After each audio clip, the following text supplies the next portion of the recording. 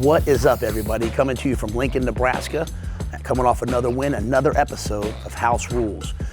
We're here right now in the Hall of Champions at the Nebraska Football Complex, welcomed by the Davey O'Brien Award, the Remington, the Outland, you name it, we got it. Speaking of we got it, today we're going to talk about college football, pro football. The Bears Monday Night Football showed real signs of life, disappointing loss. We'll talk with Ryan Poles, general manager who drafted Caleb Williams, and we'll talk with Luke Lindenmeyer and his fiancee Kailyn, who surprised everyone with a proposal after our last win. This is House Rules.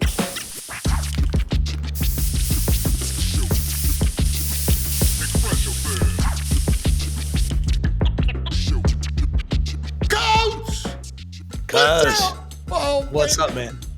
All right, what a night.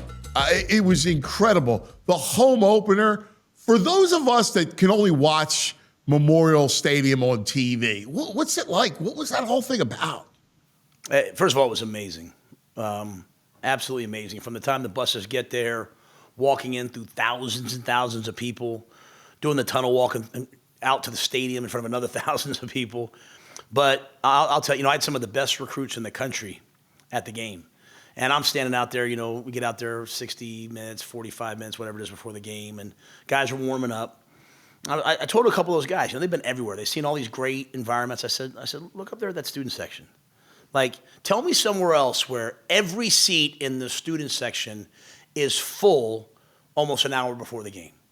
And then we get to the end of the game. I'm talking to guys at the end. I'm like, did you see, we're winning 68-0. Most people would say, hey, let me get in my car and drive home. Did you see how many people stayed till the end of that game that wanted to celebrate, that wanted to be a part of it? And then forget the light show. The light show, they reenact with drone lights. They reenact, first they have Herbie Husker. They've got the black shirt, but they reenact Malcolm's interception against Cincinnati. Oh. I mean, it's unbelievable the atmosphere that's here on game day, and especially night games in Lincoln. Yeah, it's amazing the religion that the sport is, that the Huskers are. I was at a wedding Saturday night, and a lot of the father of the bride, a lot of the family, half the family's from Omaha. And they saw me, and they were like, oh, my God, we love House Rules. We love Husker football. And the passion, and they just wanted to talk Nebraska football the whole time. It was awesome. Yeah, I've been overseas. I've been in Mexico. I've been in Europe. You wear that N, and you walk around. Someone's going to stop you and say, "Go Big Red." Someone's gonna want to share their passion. And so, for us, you go to a lot of places. You have to build that. That's already been built. Here, we just got to tap into it. And so, but it's to your point. It's not just national, man. This thing is international. It really is. So, all right, let's get to the game, because it was the perfect execution. Dylan was amazing, throws for 364, 4 touchdowns. What's the teaching point when the execution is that good? It's just trying to be consistent. Like, how would you act after a loss? You would go out and you'd point out, hey, guys, this is what we did well. Don't lose your confidence. This is what we didn't do well. Don't get cocky. And here's our plan to move forward. So if you just do that every week, like, forget the narratives, forget what Coach Rhule is going to say on the mic. Just look at the tape. The tape will set you free. Like, what you put on tape is going to make you a great player if you're honest with it and you engage with it. And so, there were a lot of great things. We also, we fumbled at the 1. We got stopped on the goal line. We gave up they moved the ball and had a chance at a field goal. So it wasn't perfect. And so I'll tell you, here's what I did. I brought the guys in on Monday at the team meeting. So first they go out and I'm on the head coach. I put my team meeting at the end. So the guys watch the special teams tape. The guys watch the offensive and defensive tape, okay? And then I talk to them. And usually I'll show some plays. Hey, here's some like lion plays, some tough plays. Here's some sheep plays, some plays we turned it down. Here's some crucial plays. And then, here's the stats. All right, let's get ready for the next game. But, I walked in because I told him, I said, guys, I'll be honest with you. I saw Coach Holgerson after the game. And he stopped by my apartment. And I'm sitting on the couch watching, the Washington game or whoever was playing. And he's like, Coach, you good? And maybe I was a little quiet. I said, yeah, I'm good. And so he gets ready to leave. He goes, you mad about something? I said, Dana, I've never beaten someone 68-0. I really don't know how to feel right now. And he started laughing. I told the guys that. I said, that's an accomplishment. We haven't shut someone out here since 2009. We haven't scored 728 yards of offense. I don't want to minimize those things. So those are the things we should be proud of. But I had them close their eyes. And I said, I want you to close your eyes. And I want you to put yourself, it's mid-December. We're in Memorial Stadium. We didn't win the Big Ten. We came in second or third, but we got a home game. Okay, we're playing TCU, because I just watched TCU versus UNC. TCU looks like a pretty good team. We're playing TCU. Crowds packed, snow's falling. You can feel that Christmas, in your nose, when you're out there playing it, when it's cold out. I said, now think about the game yesterday. Are we ready to go win that game in the college football playoff? And the guys were all like, no, football's not good enough. I said, okay, that's all you need. Then all we can do is improve. If you have these goals of being a great team at the end of the season, then all along the way you say to yourself, is this it? Like, at the end of the year, are we going to look back and be like, hey, but remember that one game 2? No one cares. Like last year we beat Colorado game 2. People were crying, but no one cared at the end of the year because it's always about the next week. And so, yeah. We were fired up about the execution, fired up about some of the things that we did, but trying to always keep in perspective that we want to be a great team at the end of the year. So we've got to get better right now. And when you look at Dylan's performance, because that was pretty perfect. Like his throws, I love quarterback play, and watching that kid play the position is pretty special. He was, I think he's ranked 5th right now in the country in completion percentage.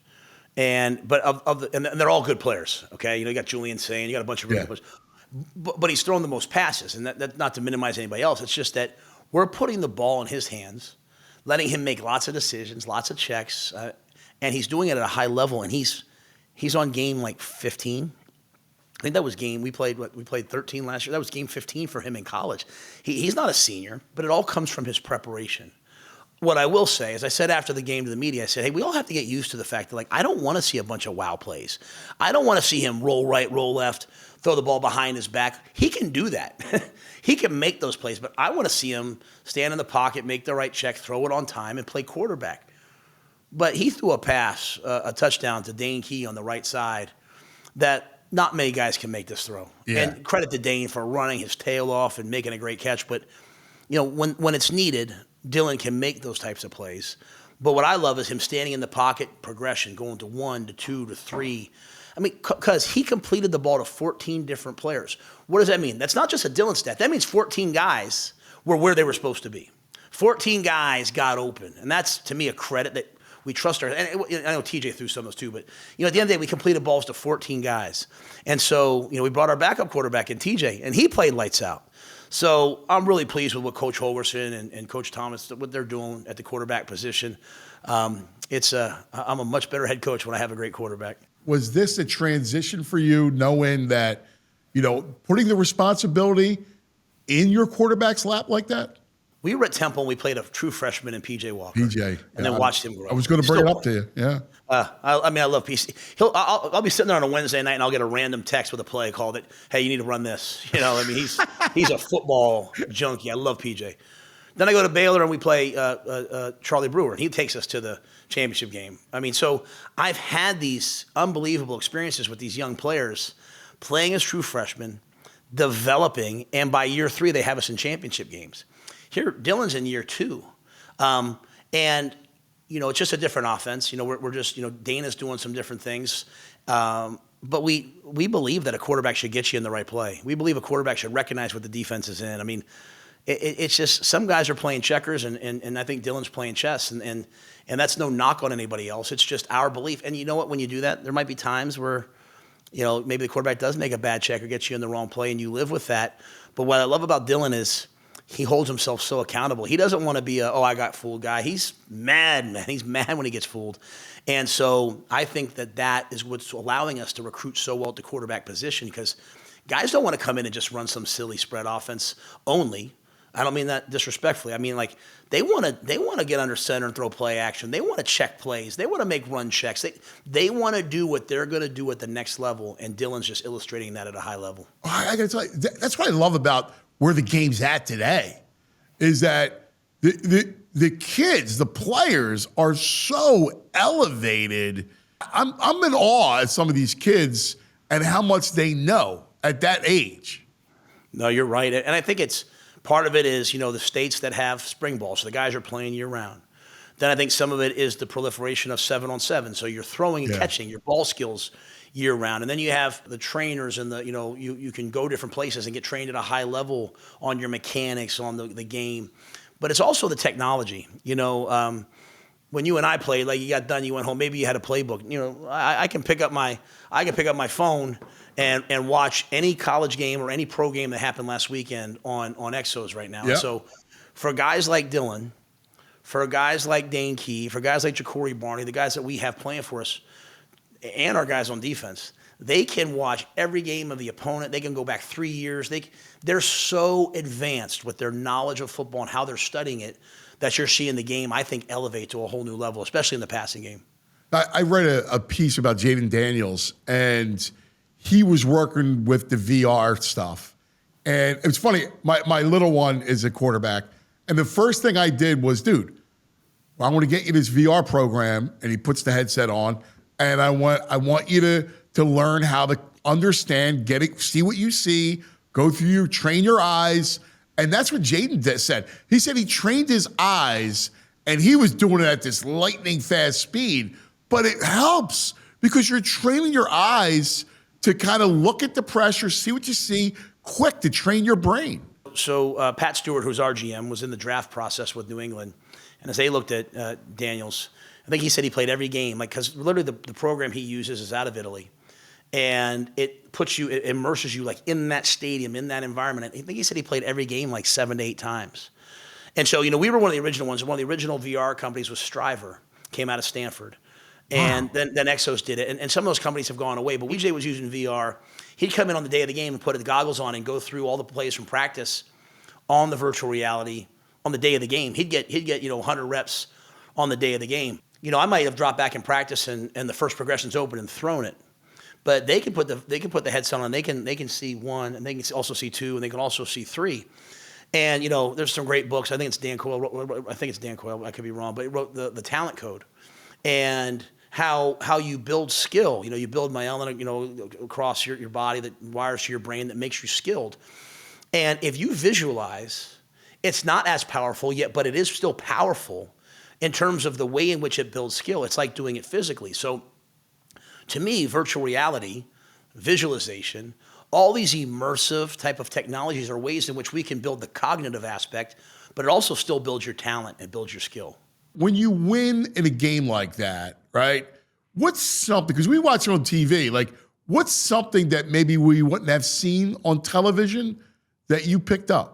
Well, I think one of the first things is I think you really get we talk a lot about the word mudita, like vicarious joy, watching others have success, right? Because I think in today's day and age where the kids all have so much pressure on them, like as it used to be, I just had to play, then maybe get to the NFL. Now it's like I need to play, but I also need to make money. I also need this. I need endorsements.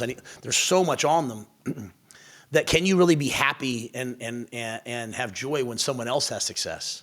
And that's the key, I think, to building a good team, when everyone actually cares about each other, and you start to realize, if I spend my time caring about you, then I won't be as stressed about my life because I'm thinking about my teammates. But then guess what? My teammates will be thinking about me. So I'm still getting taken care of. And so what I loved, was in the fourth quarter, that as we put the second group in and then put the third and put the fourth group in, watching Sierra Wright, my starting corner, Andrew Marshall, my other starting corner, watching Deshaun Singleton, Marquis, watching how happy they were that those guys were out there, watching them celebrate when guys on the practice squad scout team for us got sacks. It was beautiful. And what that did was those guys went out there and there was like a standard they had to play at, because it's hard to keep a shutout. Because, you can keep a shutout if you keep your 1s and 2s in.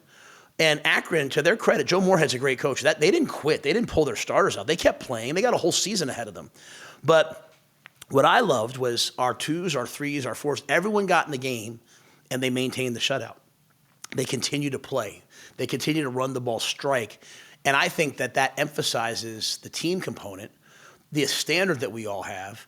And I told our guys, well, if you're third or fourth team and you're on the scout team, guess what? You go against the starters every day.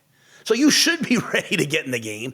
And what a lot of guys found out is like, oh, wow, I actually can play. I am a good player. And we told you.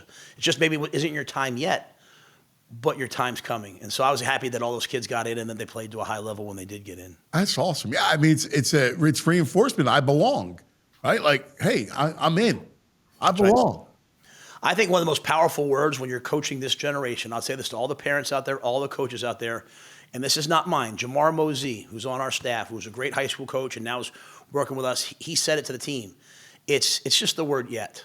Like, I'm not a starter yet. We are not a college football playoff team yet. And just because you haven't done something doesn't mean it's not in your destiny. Just because you haven't done something does not mean you're making tremendous gains towards getting there. So I have these guys like, I want to be a starter. I want to be all conference. I want to be on the kickoff team. And they're working towards it, and they can get discouraged. But the most powerful word is, I'm not a starter yet. But, man, I'm better today than I was yesterday. And having that yet mindset, I think, in a generation where our kids are always evaluating their status because it's all, it's all online. It's all being evaluated. Hey, you might not be where you want to be, but that's just yet. Keep working. And I hope our team has that mindset this week. I think that's awesome. Hey, let's talk a little bit around college football and the NFL, and a couple of stories I want to talk about. One, Oregon State coach Trent Bray drops an F-bomb. All right? Did you ever let one slip? No. It gets picked up? No. I have this philosophy that when I go on ESPN, if I go on the Pat McAfee show, if I go on CBS, ABC, if I'm just not trending on the bottom line afterwards, it was a good interview. Like, just don't say, and it's not just a cuss word, just don't say the wrong thing. And, I'm right. kind of a New Yorker. I kind of talk fast and things, hit my brain. And there's a couple times I've said some things and afterwards I'm like, oh my gosh, I start getting the text messages start coming. The guys walk in like, hey, Rhule, you're trending. I'm like, oh, no. But I know the emotion he felt. It was right at the half. That just happened. Right. I'll tell people sometimes like you try walking off the field after a game, win or lose. You have to figure out what to say to your team. Let's say you lose a game. You have to figure out what to say to your team at the most crushing moment before you release them, right, to the world. And you're trying to say something that won't harm, that will help, and tide them over till the next day. Then you're trying to gather your thoughts. Then you walk into a media and you answer questions for 30 minutes. You got someone walking alongside you. When I was in the NFL, Bruce Spate, he'd walk alongside me. He'd be like, now, he's great at what he does. He'd be like, hey, remember now that this happened, they're going to ask you about this. Don't say this, do say this. And you're like, Yeah. And you get up there and you're like, hey. So I empathize with coaches when it's just an emotional moment and it's right there in front of you, and these things happen. So I try to catch my breath. Usually I'll try to take a sip of water, but when you're on the sidelines, you have no sip of water to take, and he let it fly. God bless him. To your point, right after the game, you haven't seen the tape. If you wanted to pick the worst place to have a macro perspective on a game, it would be on the sideline. Yeah. No one coaches in practice from the sideline. I stand out in the middle of the field and watch it from the end zone where I can see what's happening. We were in the Big 12 championship game in 2019. And unfortunately, our quarterback, Charlie Brewer, got hit. And he kind of got up, and I think maybe he wobbled, and he walked back to the huddle. Now, there's a reason why they have spotters to recognize concussions and all these things. And he kept playing. Well, the camera zooms in. The game's on TV. They're like, oh, he's wobbly. And after the game, I'm getting crushed. How could you let him continue to play? And I'm saying, what are you talking about? I have no idea. We have the worst view. Now they've added in college, we have the iPads. And, right. The NFL won't go to that. And I hear I'll ask some guys in the NFL, why haven't they gone to it? And they'll say, no, the play callers, they don't want to, they want to have that advantage if they have a great brain. But I watched UNC playing the other night. And I see Bill Belichick, Coach Belichick, the greatest of the greatest in the NFL. He's on the iPad. So to me, the iPad does help us get some perspective. But when you're a head coach, if the offense goes out there and then they punt and the defense goes, it's hard while the defense is going to be on the iPad. So, to me, after the game, you just don't have a tremendous amount of perspective, and you want to give good answers. I think we owe it to the fans to not just give coach speak, but to give good answers. But it's really hard to make true judgments of what happened until you've actually watched the tape. And for me, you know, my nature, I probably have to watch it twice. I was watching tape even this morning back from the last game. I have to see it twice till the emotion subsides and you can really say to yourself, okay, what really happened? But it's part of the job is getting in, getting the hot takes. You know, last game at the end of the first quarter, the media person from the Big Ten Network was supposed to come over and talk to me in between the quarters. And I was like, hey, Danny, I can't do it right now. I need to talk to this official about a replay thing that happened. And I wanted to talk to the official, and they wouldn't come over and talk to me until the quarter. And here's the media, and I'm like, I'm so sorry, you know, because I respect the job that they have. There's nothing worse than you see a coach yelling at the sideline reporter, leave me alone, or being brash. I don't want to do that, but I was like, hold on, talk, blah, blah, blah, blah, and then go over here and talk over here. So there's a lot of challenges, but you know what? As a fan, I love all the access. I love seeing the locker room. I want to see, you know, I don't know if you saw the Eagles. They released a thing on Instagram last week about toughness. It's 5 minutes about toughness. Yeah, it's awesome. It almost made me tear up how good it was. Yeah. So it's like, you know, if you like that type of stuff, then you better provide it for your team. So a couple of years ago, when I first got to the Big Ten, like, you know, when they score, they run out with that camera that runs right up to you, and you get the. They were asking about that, and they were asking about putting a mic on the umpire so they could get the sounds, and all the coaches were kind of against it. Because you know what, like as a coach, if they run the camera in a player's face and the player says or does something that's not what you want, you kind of get held. The NFL, you don't get held accountable for anything your player does. In college, you kind of get held accountable. So coaches were a little nervous about that. And then the mic, what's going to be heard. I think as we get more comfortable and you see it, you're like, okay, that's fine. That's fine. You know, the things that we can do to continue to grow college football, because pro football is the most popular game in the world, and I think college football is the second most popular in terms of following it, watching it. So we got to continue to grow these two games because we want to maintain those spots. We want to be the top. People are always asking me, Coach, why don't you run the ball more or pass the ball more? Do you know anyone on the volleyball team who will sign my shirt? They also asked me where to get tickets for Husker games, which is why I want to give the sponsor of today's video, SeatGeek, a huge shout out. With over 35 million downloads, SeatGeek is the #1 rated ticketing app. There are more than 70,000 events listed on SeatGeek, including concerts, sports, festivals, and more. College football and the NFL are back. Major League playoffs are around the corner, and even the NBA isn't too far behind. You're going to want to come watch us play Michigan, Michigan State, USC, Iowa, Northwestern. Getting those tickets, you can find them on SeatGeek. SeatGeek is the official ticket marketplace of Nebraska athletics. All Nebraska tickets on SeatGeek are authentic and secure. I love using SeatGeek. I jump on the app. Now, I'm a no concerts in the season guy, but Cody Johnson's coming to Lincoln. My daughter wants to see Tate McRae, Bailey Zimmerman, Jason Aldean. You get the idea. SeatGeek has your back. Each ticket is rated on a scale of 1 to 10, so you know you're getting a good deal. Look for the green dots. Green means good, red means bad. Plus, every ticket is backed by their buyer guarantee. And of course, I have a code for you guys. You can use code RULE10 for 10% off your next set of tickets at SeatGeek. That's 10% off any tickets with promo code RULE10. That's RHULE10. Make sure you click the link in the description to download the app and have the code automatically added to your account so you can use it later. Thank you, SeatGeek. Welcome to another edition of Office Hours. I'm blessed and excited to be here with Luke and Kailyn. And someday the Lindenmeyers. Is that how we're going to do it? Or Yes, sir. Yeah. I love it. So in case you didn't see, and I'm sure you did see, Luke, after playing an amazing game and catching a touchdown and making a one-handed catch, asked Kailyn to be his wife. Now, did you know it was coming? No. Really? No. Honestly? Honestly, I had the smallest inkling. I watched his press conference the day before, and he was like, I have something special planned for after the game. And I kept asking, and he wouldn't budge. So I was like, I actually told her that me and you had like something special for Husker Nation. Like I told her like a kind of half truth. Threw me in it. Threw me in the lie. Okay. Well, it's funny you said it because I saw his press conference and I said to him, I said, does she know? And he said no. And I said, well, why did you say that? Because I was actually very excited about this. I told him, I was like, just focus on the game and all the things coaches say. But at the end of the game, I went to Susan and was like, okay, where's this happening? Because we were up 68-0. Because I wanted the team to be there. I wanted my daughters to be there. So, but your family knew. mm-hmm. And they didn't know. They didn't tell you. No, they didn't. Yeah. I would have never guessed. The whole dance team knew. Yeah. And no one told you? No. So this is a true story. I'm at Temple, so Julie and I are married for like 8-10 years at the time, 7 years, I can't remember.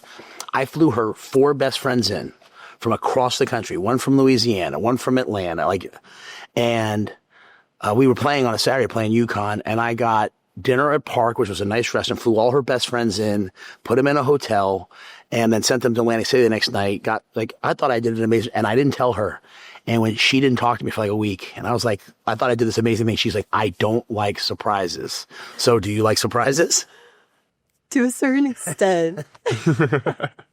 Overall, yes. But I also like to know things. Yeah. She was asking a lot of questions, and she wanted to know like what the special thing was after the game. Yeah, But I was like, hopefully you'll see it. You might see it. You'll probably see it. I was like, what is that supposed to mean? So how did you guys meet? So I saw her after we lost to UCLA. They line up in the tunnel when we walk in, and I was like, I gotta know who this person is. And I worked with Grant Buda's girlfriend, Olivia, at Firethorn 2 years ago in the summer, and I asked her about her, and a couple other, Nash's girlfriend and Sam Hoiberg's girlfriend, who were Scarlets at the time, and they were saying like she's kind of quiet, she reads her Bible a lot, and like they're kind of saying it like it wasn't the best thing ever. But Nate was there when they were telling me this, and me and Nate look at each other like, this girl's gonna be my wife, like because Nate knows who I was looking for. And then we met at church. We went to City Light together, met there for the first time, and then we had our first date at Cracker Barrel, and then took off from there. What's your order at Cracker Barrel? I'm trying to set up NIL deals for you here. It's like, Cracker Barrel, do you hear us? Chicken They fried went on their steak. first date at Chicken fried steak, really? Yeah. I love that. How about you? What did you get? I think I got some chicken. You got grilled too. chicken. Yeah. I have to tell you, I absolutely love Cracker Barrel. From the minute you walk in amazing. and you look around the store, and then they give you the game, like the Yes. golf thing. Oh my goodness. Amazing. So Cracker Barrel, they're available. So after this now, he proposes, we post it, everyone posts it. What's it been like for you? Like this, just everyone reaching out to you? It's definitely been a while, just trying to process it all first. And then my mom, like, right away was like, we got to find a venue. When are we going to go wedding dress shopping? I was like, hold on, Mom. I don't know. This is my first time. But yeah, I think just wedding planning from here. And a lot of people have been like reaching out to us, which has been cool. It's been a lot. And her mom's just sending us like all the articles that are being posted. My mom has a friend in India, and we were on the front page of their like town newspaper. So it's actually insane, just like the attention that it got. And I had no idea, but I'm just happy that we're engaged. That's awesome. Two things, I think, from my perspective. I think the fact that that we asked you right beforehand, how do you feel? And that you were so open and honest. Because a lot of times you see these things that just kind of like it happens and then, whatever, it's a nice moment. But I think seeing how he feels about you, and he said, what did you say? I'm so nervous. I still remember right before I got married, I can remember standing there. We got married on Julie's farm. And I remember standing there and being like, what am I about to do again now? Like as the music was playing, like the nerves, and not like not they didn't want to be married, more like, oh, am I gonna be a good husband? Is just all these things flood you. So I think people identified with that, and it was just so cute seeing you guys together. I told the team I wanted my daughters to see that because I wanted them to see in a world that makes relationships look one way. I wanted them to see what love looks like, and so I thought it was sweet. You got your hair done at my wife's dry bar that day. Is that correct? Yeah, I saw her that morning, actually. She was so upset afterwards. She was like, I should have comped her hair. I said, well, you'll get it next time, Julie. You'll get it next time. So I think the big question I have for you is, can you play pickleball? Are you a pickleball player? Because he swears he's like a 5.0. He swears he's like Jack Sock or someone like this. So can you play? I can play here and there. So we played Danny King and his girlfriend. We were 3-0 against him. So we're a good team. I love it. I'll take it. That's such a good lesson for everybody out there. The couple that plays pickleball together stays together, and this is a family that's going to stay together. So it's an honor to have you guys here with us. We're really proud of you, and I think on a team that we're proud of our players. You guys letting us be a part of you guys coming together in marriage was awesome. So just remember, I don't go to weddings, so make sure you invite me. So we'll send a nice gift, invite all the coaches. Do it when we're on vacation. You'll get a bunch of free gifts, and you don't have to worry about a show. No, we'd just tease. But well, congratulations. We're excited for you guys so much. Thank you so much. Well deserved. So, thank you for being here. And I remember, wasn't an NFL guy, college guy. I get an NFL job. GM's gone the first year. They're talking about names and like who the hot names, and they're like Ryan Poles. Like this is one of the top up and coming guys. I'm like, Ryan Poles, the old Boston College football player, and we get to know each other through that process. You end up in Chicago. Like the you that's sitting here right now goes back to the guy at Boston College. Goes back. What would you tell him? What would you tell him about what's lying ahead and what he should be doing? Yeah, I think it's preparing, to build a football team and to do it the hard way and understand that process is going to take time. To become a general manager, you're going to go through some different scenarios, different things throughout your career. But all of those things, even the adversity that is going to happen, is going to lead you to a place of leadership and into a place where you can make hard decisions as you try to get an organization to a championship, level team. What made you want to be just getting into scouting? What made you want to be in personnel? Like where did that love start? Yeah, shoot, that goes all the way back to being a kid. I had my uncle play fullback at Tennessee. My dad played at Boston College. Both had shots in the NFL. So this game has always been in my life since I was young. And then when I got through BC, it was a undrafted free agent with Chicago. And after you get cut, you have those moments like, where am I going to go into next? Is it going to be coaching or the front office? And just the thought of building a football team and helping put a culture together was something that just kind of caught my passion and started running with it. Do you remember like your first on the road scouting trip? Or do you remember where you went? Or Yeah. So as a youngster, they sent me up to Montana and Idaho. Oh, wow. As my first kind of private jet or commercial? Oh, it was commercial. Coach, middle seat. But unbelievable experience. What they didn't know was that area got hot quick. I mean, that was when Boise was really taking off with Kellen Moore and those guys. So it was a great experience. You kind of get your hands dirty and you're on the road going through the mountains trying to find players. So walk me through, so you started where? Walk me through all the steps of until Chicago. Yeah, so went back to Boston College after I got cut by the Bears and got into recruiting. And that's kind of where the team building process, really got into my mind in terms of where I wanted to go with this after football was kind of done in terms of being a player. Ended up going to Kansas City as a scouting assistant and started as a scouting assistant at the very bottom level and had to work my way up. We were in a situation where we were the first overall pick, one of the worst teams in the league. We had a little climb with some adversity, some leadership change. And then I was able to learn a different way of doing it. John Dorsey comes in from Green Bay, totally different system, and really had to be flexible and adapt because it was very different from the first philosophy that I learned from. What I didn't know then is being able to learn from two different groups was a really powerful thing for me in my growth because I could take the things I liked from each of those and kind of start to make my own philosophy as I was moving forward.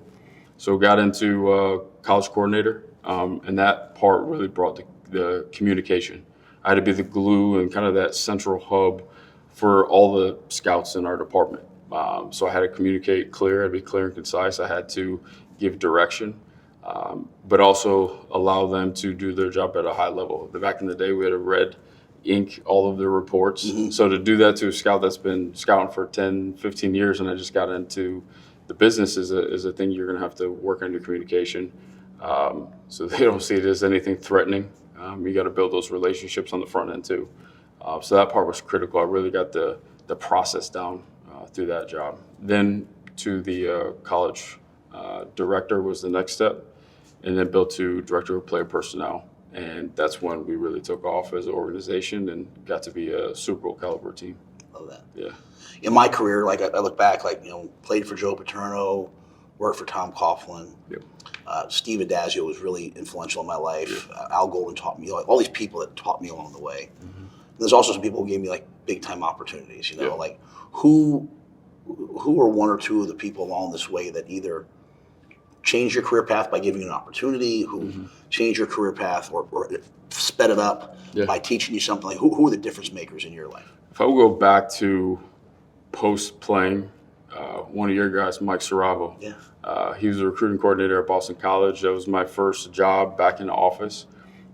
He was hard on me. I mean, the details mattered. I'll never forget, there's a story where I was stapling because the printers didn't have staplers built into them. So I was stapling all these packets together for recruits and finished the job quick and go get a workout, come back, and he had taped all of the packets all over the office, had circled the stapler and was like, WTF. And the point was, details matter, right? So the staple was halfway in the page, it was crooked, and it was supposed to be, at a right angle, and it was supposed to be the way it was supposed to be. And that slowed me down to say, everything that I do is a reflection of me. And that kind of got the discipline in my mind. Can you do that with kids now or no? Can you do it with the people that work for you now? I do, maybe a different way, because you got to be careful how you communicate these days. It's WTH. Yeah, exactly. And then I would say next, Scott Pioli. He gave me the opportunity in Kansas City. Again, the discipline, the detail, it was the one wrong, all wrong mentality. And when, again, there's electronic boards now, then there was, magnets. So all 31 other teams had magnets, every single player, and you had to switch those out and move them throughout the entire year. And if you ever got caught with one of those magnets being put in the wrong team, or you forgot to move when the waiver came through, that was part of the learning lesson of doing it. So learned a ton from Scott. And what I appreciate about Scott is very open with some of the mistakes he made along the way. I look back at that and I put myself in the chair now, and taking ownership and learning from those allows you to make those corrections on the fly and improve every single year. Next would be John Dorsey. Came in totally different philosophy, kind of brought a Ron Wolf Green Bay model into my life, and that's just doing ball. Like, that's sitting down as a group, going through the draft, and we watch tape. We have football conversations. We're not going to read, a paragraph. We're going to go through and watch ball, and we're going to have open conversation. We're going to debate, never get disrespectful in the way that we talk to each other, but it's always trying to get to a place of truth. So you're drafting the best possible players for your football team. You think about it, in scouting personnel, you have kind of the Patriots system, and then you have Ron Wolf's system, and you've been exposed to two of the preeminent systems of scouting. So have you picked one? Have you kind of put them together? You mentioned that a little bit before. Like, as you look at evaluating players, what are the core things that you pull away from it? Yeah, I would say that there's a matrix in terms of the things that we look for in each and every player that we scout. That's very similar to the way we did it with Scott's system and that kind of the New England model.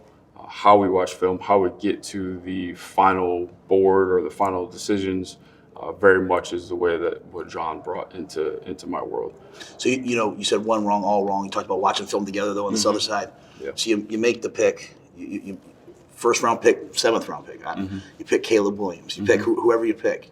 You make who was your first pick when you first year as a GM? Kyler Gordon. Was it? Oh my gosh! I hope I'm right. Was it exhilaration? Like, what was the feeling of your first draft pick as a GM? Yeah, there was a ton of excitement. We spent a lot of time. We didn't have a first-round pick that year, so there was a lot of unknowns of who was going to be available to us.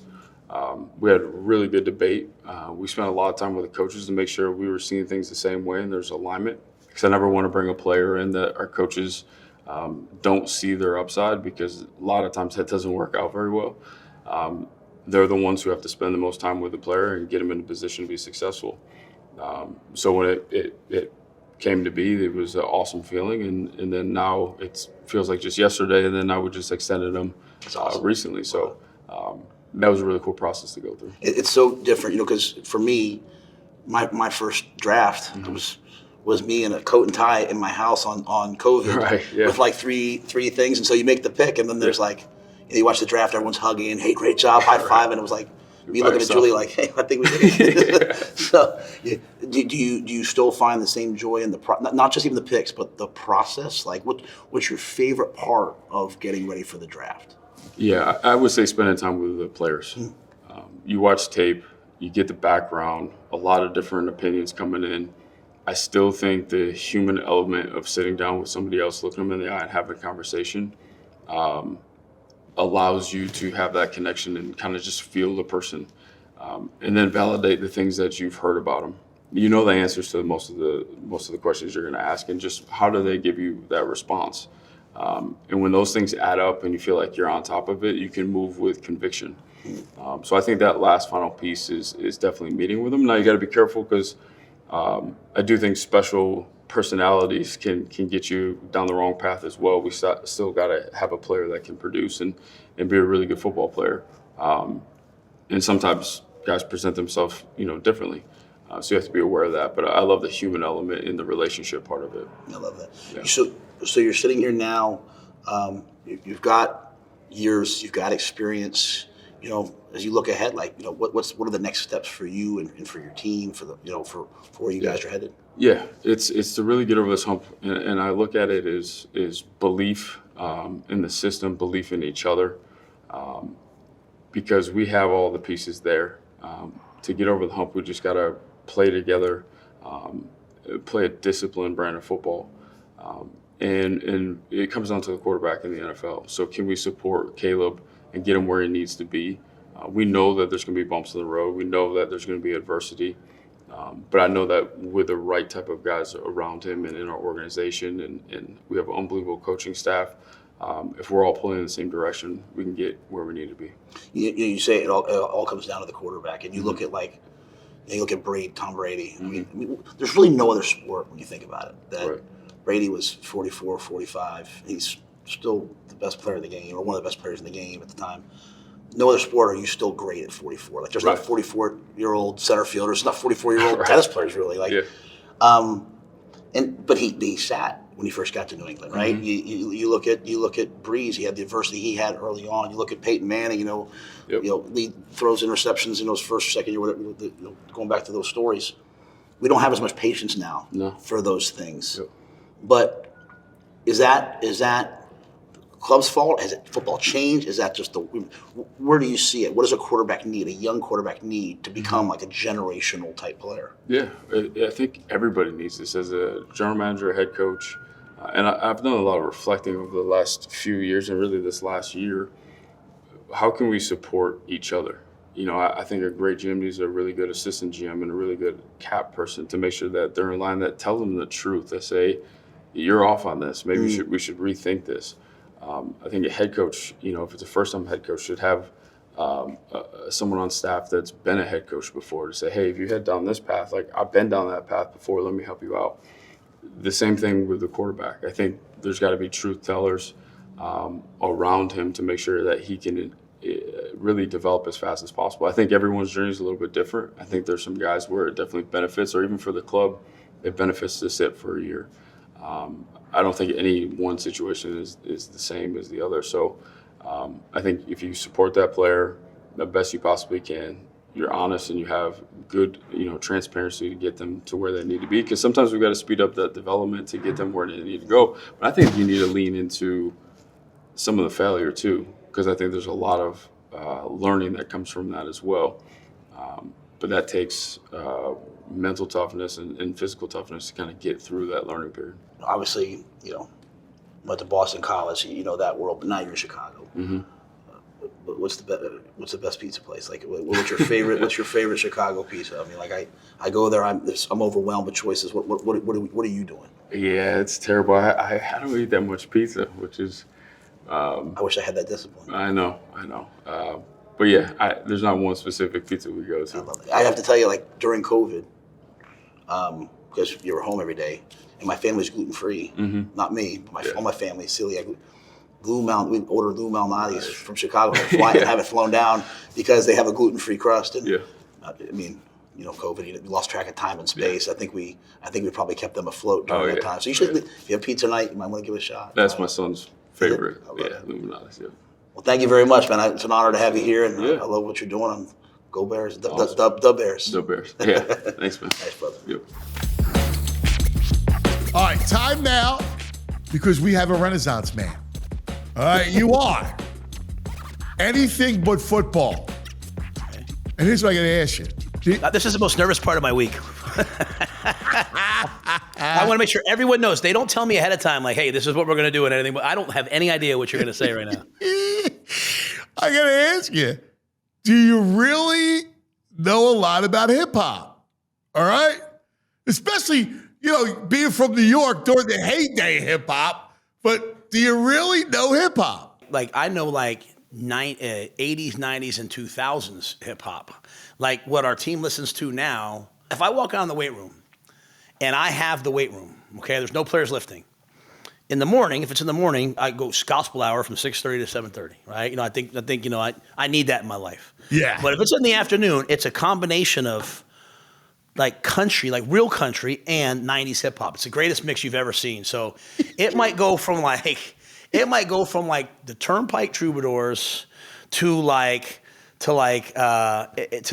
Far Side to George Strait to Kool Moe Dee. It's just what I like. I like what I like. So let's look ahead. We got HCU coming, and it's going to be Operation Blood Moon. Tell us about it. Yeah, so first of all, Houston Christian is a team that knows how to win, right? They're coming in 1-1. Yeah. Went to Eastern Kentucky last week, perennial FCS powerhouse, and had a chance to win. They just fumbled the ball away. Top 2 or 3 in every category on defense. So great challenge for our offense. They've only given up 1 third-down conversion in 2 games. So I'm not a big this is the levels. I'm more tell me which teams know how to win. I was telling the story in my press conference. I'll say it to you because you'll get it. When I was at Temple, I didn't want to play Villanova. Villanova knows how to win. At the time, Andy Talley was the head coach. Talley. Now Mark's there. They know how to go to the playoffs and win. I'd rather play a team from a power conference that doesn't know how to win, right? So I believe I believe playing against teams that know how to win. So this will be a great opportunity for us. It's 11:00 game, so different time of day. We played 2 night games. Now we get to play in the morning and teach ourselves how to get up and be ready to go. You got to wake up livid. You got to wake up excited on an 11:00 kickoff, man. That's right. But one of the things that we did was we have a guy, Ben Newman, who works with us. He works with Kansas State as well, the Indiana Fever, Miami Dolphins, been with Alabama before, North Dakota State. And he came in and he was telling us a story about bin Laden. I think they called it Operation Neptune Spear. And I heard it and I was like, you know what? I always say hey, this week we got Houston Christian 1-0. I've done that for years, 1-0, 1-0, 1-0. And I kind of always liked that military component, right? Yes. Of each game's an operation. And you have to go out and the plan might change. All of a sudden, hey, it's a rainy day. Hey, it's a windy day. Hey, they're blitzing you. The tactics, the strategy, but you have to the mission doesn't change. You have to come out 1-0 every week. After that, you got to look at, hey, what do we need to improve? So we had Operation Arrow Storm was what we called the Cincinnati game. And, because we respect our opponents, but we want to make the game about us and the way we approach it. So this week we had Operation 0 Hour. Hey, we had 10 days to get ready for that next game. And could we be a better team? Could we chase the hours until we were a better team? And this week's Operation Blood Moon. And, this summer when we were going through the black uniforms that we released, the alternate uniform, and an alternate uniform in Nebraska because we have an iconic look, an iconic uniform, right? And there's not a great track record of winning in the alternate uniforms. But the reality is there's also not a great record over the last however many years of just winning. So to me, it's not necessarily an alternate uniform. It's just been getting the football right. And so this generation, the kids I'm recruiting, they want, hey, I want to wear this, I want to wear that. They like that stuff. And so, as we were talking about the black uniform, and my goal's been to do a black uniform once a year, every year, and have it be something way out there, cool. Every year, a different one. Not for nothing. Look at this. What I got. It's so cool. Actually, my kids think I'm cool because I'm wearing this. That's right. So, black's a good look. And so we were like, hey, so anyway, we're going to do the black uniform. And we were like, look, and so we started looking up different things. And obviously the moon and, the lunar cycles are important in an agricultural community. And you're going all the way back to Native American, tribes here in the state and then to the farmers. And so, we started reading about red eclipses and blood moons. But the uniform was all black. So a blood moon, which is red and black, it didn't make sense. So we threw it away. So we were getting ready for this game, and we were like, hey, Operation, we had some names for it. And Susan was like, Dr. Elza, she was like, hey, you guys know this is Sunday. She goes, you guys do know there's a blood moon tonight. And I said, really? So we had talked about blood moons. And if you read about a blood moon, when you look up and the moon is orange, it's red. It's a lunar eclipse, solar eclipse. I'm not smart enough to explain what that is, but one gets in front of the other. Right. Chat GPT it later. But what happens is that you go back to all these ancient times, people would always think of it as this was like a time of war. Like they either believed like either a wolf was trying to eat the moon or a dragon, all these different cultures. But it kind of usually always meant like, hey, battle, like war is coming. And so it's a really important week for us. We're playing Houston Christian at home. It's also an important week for us in the state because Bud Crawford, the pound-for-pound king, is going to fight Canelo in Vegas on Saturday night with an opportunity. This guy he's the pound-for-pound king and two-time undisputed at different weight classes, unified title holder. And he has a chance now to go to do it a third time, the first person ever to do it 3 times. And here he is, I know Buddy's a huge fan of ours, let us out, talked to the team last year at Colorado, let us out. But here's a guy, cuz, that's made all this money. He's one of the, he's a first ballot Hall of Famer, but he hasn't left Omaha. He's still pouring into the kids in Omaha. He's still pouring into the community. He's a Nebraska guy. He's a Husker. And so here he is. He's going out there to fight. He asked me to go out last week, and a bunch of our players, we went out to his send-off after we played Cincinnati. And it just hit me. Like, he has this legacy, and yet he's taking on this challenge. He could just sit there and say, you know what, I don't want to take this on. He's going up in weight class. Yeah. He's an underdog for the first time. But why would he do this? Because he's a competitor.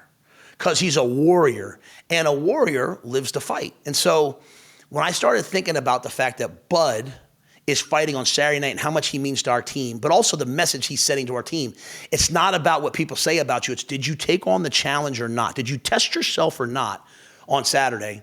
And then on Sunday was the Blood Moon. We said, hey, this week's Operation Blood Moon. And, we're proud. When we walk on the stadium, Bud gave us some shirts. We're going to wear Bud Crawford shirts over there because you know what? Like, we want to be the first round of that day. We want to come out swinging, play our best game against Houston Christian, be a better team this week than last week, and then watch our hero, Bud Crawford, go out there and lay it all on the line. I love it. Are you guys going to watch the fight together? You going to do that? You know what? If I try to say to the guys, hey, do you guys want to watch the fight with me? They'd be like, Coach, we love you, but we're not hanging out with you on Saturday night. I'm sure a bunch of them will get. Last year he fought during training camp, and we all watched the fight as a team. Right. But on a Saturday night after a football game, they don't want to see me. They don't even want to see me on Sunday. I'll be over, all right? I'll see you Saturday night. We'll watch it. I love it. Operation Blood Moon. Well, that's it. Another episode of House Rules. Please like, share, and subscribe on YouTube or wherever you get your podcasts. And please remember to follow us at House Rules on all your social media platforms. Until next week, it's another episode. This is House Rules.